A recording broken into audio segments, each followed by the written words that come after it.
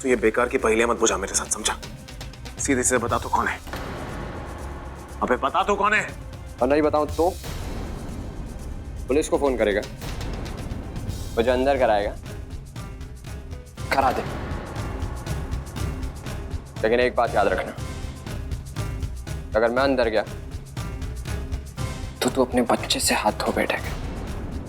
मेरे बच्चे के बारे में अगर तूने बोला ना, अड़क मत, शांत हो जा। वकील है ना तू, चल खींचो। तुझे वकील की लैंग्वेज में समझाता हूं मैं। तेरे बच्चे का जीना मरना सब मेरे हाथ में। चाहूं ना तो 1 मिनट में तेरे बच्चे का अबॉर्शन करा सकता हूं, क्योंकि इसको सरोगेट बनाने से पहले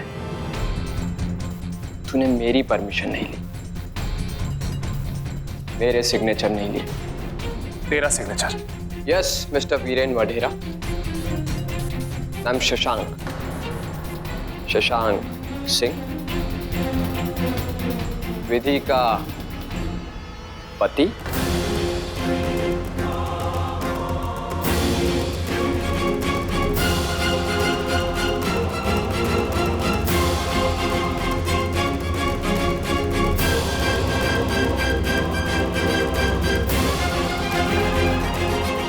अब तू ये सोच रहा होगा कि मैं अगर शशांक हूं तो इस घर में आया कैसे। हर्षद तेरे बचपन का दोस्त बन के 2 मिनट में उसकी हिस्ट्री ज्योग्राफी पता कर ली मैंने, और यहां सामने खड़ा हूं तेरे, और वो कहीं ऊपर से बैठ के मुझे देख रहा होगा। तेरा दोस्त। और लानत है यार तुझ पे, लानत है, अपने बचपन के दोस्त को नहीं पहचान पाया। यार वीरेन एक बात बता कि तुझे ये इंडिया का नंबर 1 वकील बनाया किसने? कहीं ये जजेस को रिश्वत तो नहीं देता? तुझे में वीरेन जी, इस घटिया इंसान पर हाथ मत उठाइए। वैसे भी अभी इसी के हाथ में सब कुछ है, ये कोई भी गिरी हुई हरकत कर सकता है। प्लीज वीरेन जी। क्या हुआ?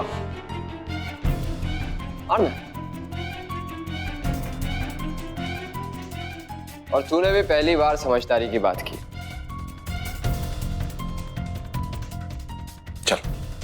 चल निकल यहाँ से। चल निकल। एक सेकंड। तुझे क्या लगता है कि तू मुझे बाहर निकालेगा और मैं निकल जाऊंगा? बहुत ना समझ है। चल मैं तुझे समझा देता हूँ। तेरी जायदाद का आधा हिस्सा और 5 करोड़ रुपए, ये दोनों जब तक मुझे नहीं मिलेंगे तब तक मैं यहां से हिलने वाला नहीं हूं। और वैसे भी इतने आलीशान घर में रहने की आदत हो गई, इतनी अच्छी खातिरदारी छोड़कर जाने का किसका मन करेगा? सही कह रहा हूं ना मैं? शशांक, शर्म आनी चाहिए तुम्हें, हद होती है लालची पने की। चुप! हर्षद,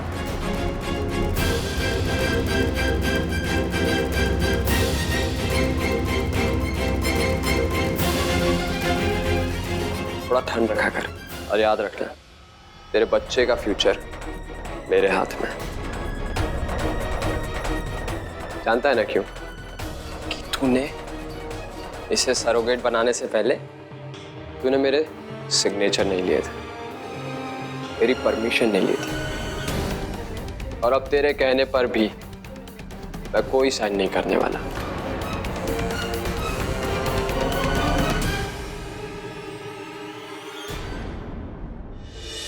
मुझे बहुत चिंता हो रही है पीछे।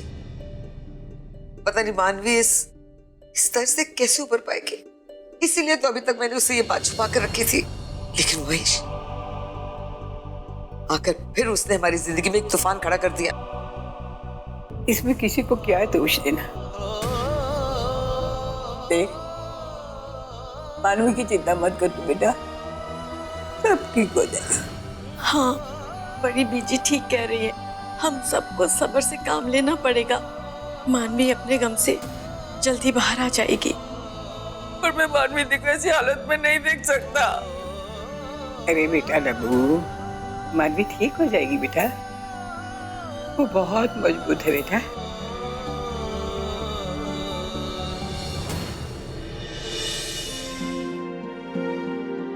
क्या हुआ माँ? जीविका, मैं काफी दिनों से देख रही हूँ, तुम कुछ परेशान लग रहे हो, खोई खोई सी रहती हो। क्या बात है, सब ठीक तो है ना? सब ठीक है माँ, वो बस मैं विधि और वीरेन जी को लेकर। और वीरेन? कहना क्या चाहती हो तुम जीविका? माँ वो कुछ नहीं, वो विधि को आज डॉक्टर के पास चेकअप के लिए जाना था, लेकिन वो नहीं गई और वीरेन जी ने उसे कुछ कहा भी। जीविका, इतनी सी बात के लिए तुम इतना परेशान हो रही हो? अरे विधि आज नहीं गई तो कल चली जाएगी, मैं उससे बात करूंगी। आप चिंता मत कीजिए, मैं हूं ना, कल मैं खुद उसे डॉक्टर के पास लेके जाऊंगी। भगवान का शुक्र है। तुम्हें पता है मैं तो डरी गई थी, मुझे लगा कुछ दिन पहले जो गलतफहमी मुझे हुई थी वही तुम्हें भी हो रही है कि विधि तुम्हारे और वीरेन के बीच आ रही है, तुम्हारे रिश्ते को तोड़ने की कोशिश कर रही है। पर भगवान का शुक्र है ऐसा कुछ भी नहीं है, वो सब मेरा वहम था जो बहुत जल्द दूर हो गया। मैं जानती हूँ तुम्हारा और वीरेन का रिश्ता इतना मजबूत है कि उसे कोई नहीं तोड़ सकता। माँ मैं आपके लिए आइस लेकर आती हूँ।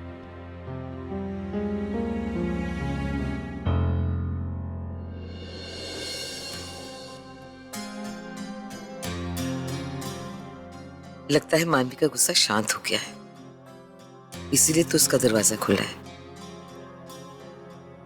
मानवी बेटा, जूस पी ले।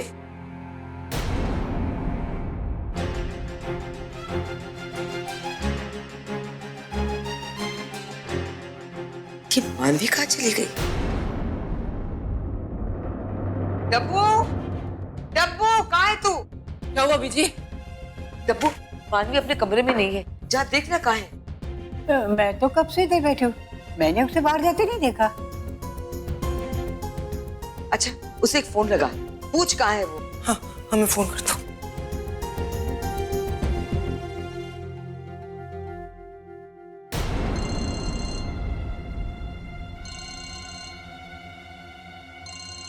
अरे बीजी, फोन की घंटी तो मानवी के रूम से आ रही है। इसका मतलब मानवी अपना फोन अपने रूम में ही छोड़ गए। अब क्या होगा?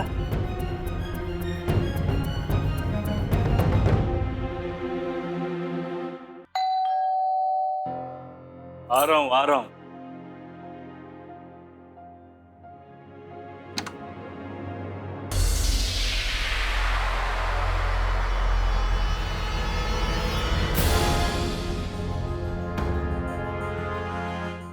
मानवी बेटे, तुम यहाँ? तुम्हें यहाँ का पता किसने बताया? सिर्फ घर का पता नहीं, मुझे सब कुछ पता लग गया है।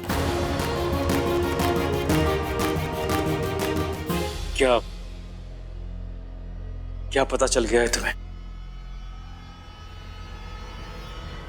क्यों? आप क्यों नजरें चुरा रहे हो? हाँ? जो 20 साल पहले किया है वो हिम्मत आज क्यों नहीं दिखा रहे हो? जिस तरह मेरी माँ से नजरें मिलाकर उससे रिश्ता तोड़कर गए थे, उसी तरह आज मुझसे नजरें मिलाकर ये क्यों नहीं कहते थे कि मैं आपकी कोई नहीं लगती हूँ? बोलिए ना।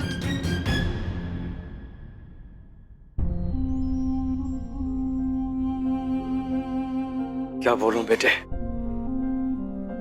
मैं तो कुछ बोलने के काबिल ही नहीं हूं। उस वक्त मुझे जरा सा भी एहसास होता कि मैं कितना बड़ा गुनाह करने जा रहा हूं, कितनी जिंदगियां बर्बाद करने जा रहा हूं, मैं तुम लोगों को छोड़कर कभी नहीं जाता। ये तब तो मेरी आंखों पर पट्टी बंधी थी, अंधा हो गया था मैं, अंधा हो गया था। तुम्हें पता है, जिस दिन मैं बीची से मिलने घर गया था, उसी दिन मुझे मालूम हो गया था कि तुम मेरी बेटी हो, लेकिन ये बात तुमसे कहने की हिम्मत जुटा नहीं पाया मैं। और बेटे, कहता भी तो किस मुंह से? मुझे माफ नहीं करोगी मानवी? अपने पिता को माफ नहीं करोगे बेटे? प्लीज मुझे माफ कर दो।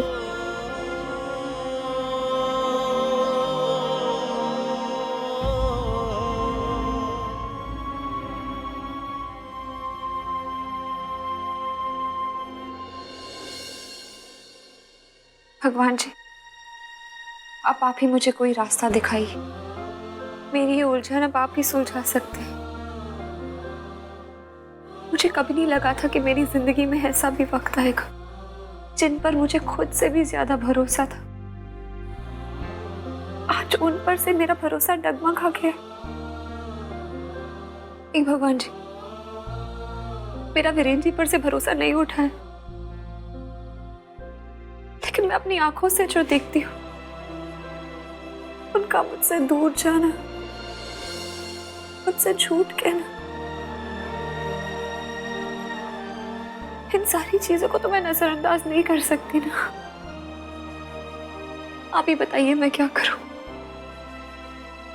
प्लीज कोई इशारा दीजिए भगवान जी।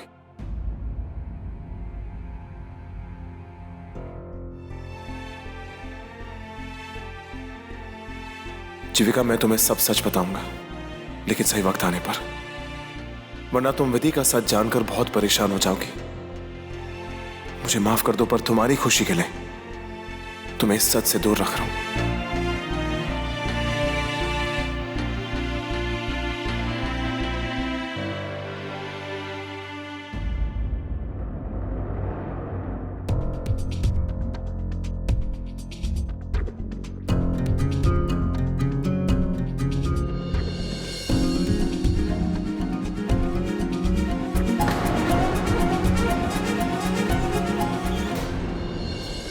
आज भगवान जी के आगे इस पवित्र आरती की कसम खाकर कही कि आप मुझसे कुछ नहीं छुपा रहे।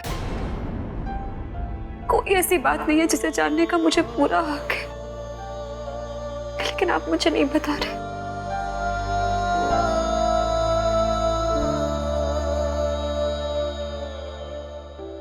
जी प्लीज मुझसे कुछ मत छुपाइए, बोलिए ना, क्या है वो राज की बात?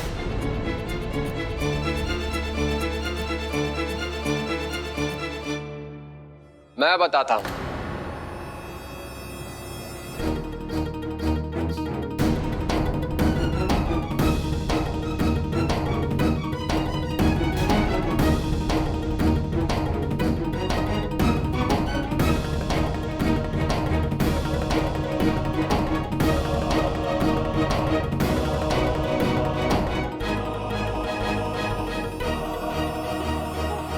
क्या बोलता है? बता दूं भाभी को? दरअसल भाभी, बात यह है कि कल मेरा बर्थडे है।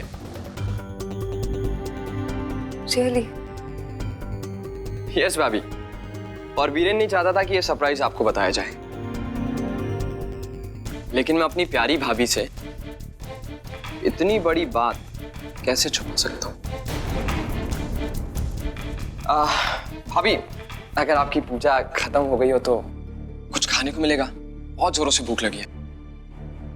एक्चुअली आज बहुत मेहनत का काम किया मैंने, है ना वीरेन? प्लीज।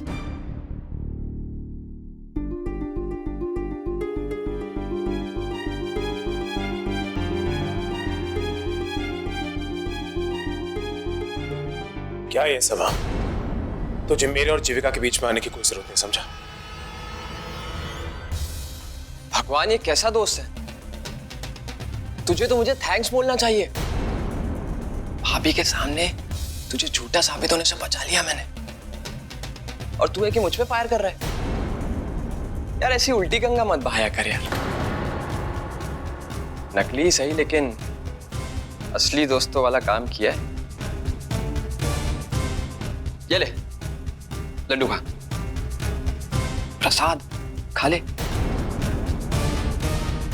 मत खा।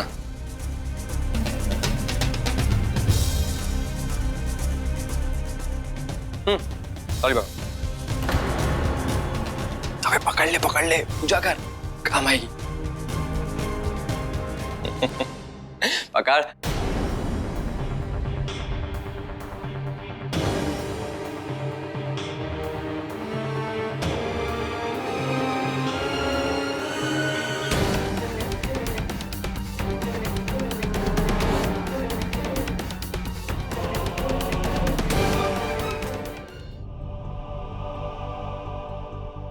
निकल जाइए, निकल जाइए, निकल जाइए, निकल जाइए आप।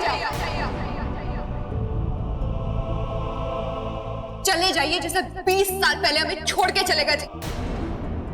मेरी माँ आपके गम में तड़प तड़प के मर गई और आप आज उन्हीं की औलाद से माफी मांग रहे हैं जिसकी मौत के गुनहगार आप हैं। सोच भी कैसे लिया आपने? सब कुछ बुलाकर आपको पापा कहकर मैं आपको गले से लगा लूंगी। नहीं मिस्टर महेश चौधरी, रिश्ते इतनी आसानी से नहीं जुड़ते। जो दर्द आपने हमें और हमारी फैमिली को दिया ना, उसके लिए मैं आपको कभी माफ नहीं करूंगी। बहुत तड़पा लिया आपने हमें और हमारी फैमिली को, पर अब और नहीं। अपनी फैमिली को मैं और तड़पते हुए नहीं देख सकती और इसीलिए मैं आपसे रिक्वेस्ट करती हूँ, यहां से निकल जाइए।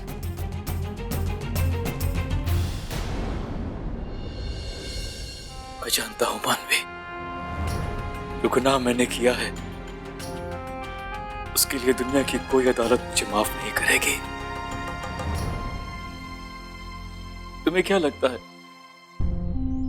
मैं यहां अपने परिवार को हासिल करने के लिए आया हूं? नहीं मानवी, मैं तो ये तक नहीं जानता कि मेरी बीमारी कब मेरी सांसें छीन लेंगी, कब मेरी आंखें बंद हो जाएंगी, कब दुनिया से चला जाऊंगा मैं। इसलिए सोचा कि मरने से पहले अपने पाप का प्रायश्चित कर लूं। यही सोचकर यहां आ गया तुम सबसे माफी मांगने।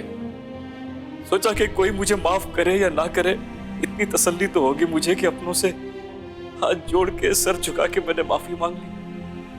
लेकिन यहां मेरा परिवार मेरी शक्ल तक देखना नहीं चाहता था।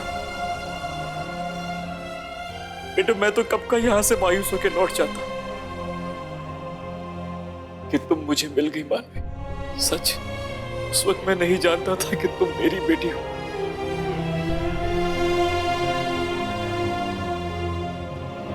लेकिन जब पता चला तो तुम पर मुझे बहुत नाज हुआ मानवी, और बीजी के तो पैर चूमने का दिल किया कि उन्होंने मेरी बच्ची की इतनी अच्छी परवरिश की है, इतने अच्छे संस्कार दिए हैं उन्हें। मैंने इतने पाप किए, उसके बावजूद मेरी बच्चियों के दिल में मेरे खिलाफ नफरत नहीं भरी उन्होंने। सच मानवी। और रहा सवाल माफी पाने का, ये तो मैं जानता था मानवी। सच्चाई जानने के बाद तुम मुझे कभी माफ नहीं करोगे, गलती से भी मुझे पापा नहीं कहोगे। लेकिन इसमें तुम्हारा कोई कसूर नहीं है मानवी। तुम्हारी जगह कोई भी औलाद होती, वो ऐसे बाप के साथ यही सुलूक करती।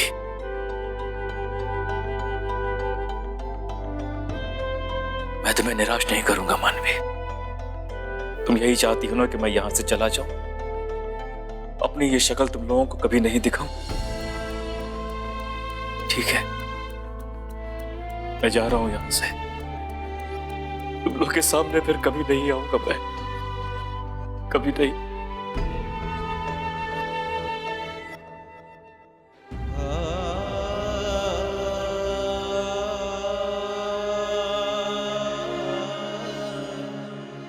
खुश रहो बेटे, हमेशा खुश रहना, हमेशा खुश रहना बेटे।